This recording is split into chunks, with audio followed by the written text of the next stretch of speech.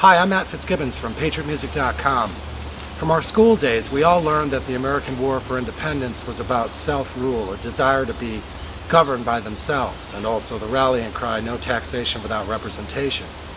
But if we focus on only these historical points and these types of points, we misunderstand what the American War for Independence was all about.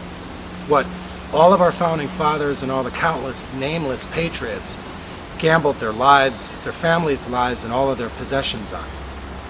But more importantly, I think we also misunderstand what the United States are all about. Today, a lot of people can tell you the intricate details in the lives of phony pop culture stars, people who have about as much significance as a Facebook like or even the US dollar, but they know very little about the American War for Independence or our founding principles. All they know often is this vague idea that it's like every other countless modern revolution.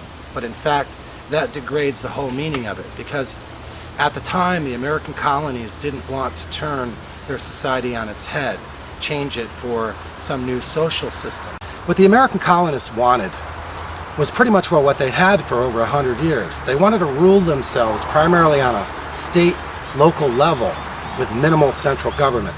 And things were fine until the British Crown and the British Parliament began reinterpreting their rights as Englishmen in order to pay for the 7 Years' War, what we call the French-Indian War. What the American colonists fought for and won was a republic based on natural rights.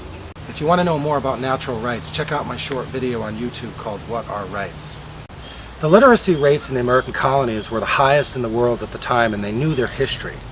As a matter of fact, they hated democracy as much as they hated aristocracy. Today, you hear people talking about and even advocating democracy or socialism, but that's not at all what the American colonies had in mind, because they knew that eventually democracies destroy themselves. People eventually vote themselves for free everything until there's nothing left. Today, everything is a right to the point where we don't even have basic rights. And unfortunately, we've created a new aristocracy, our own government, and the people with the right political connections. But perhaps the most destructive thing about Americans not knowing or misunderstanding our history is the fact that it hides the solutions to the problems that we have today. Because the solutions are these simple but timeless principles in our founding documents, beginning with the Declaration of Independence.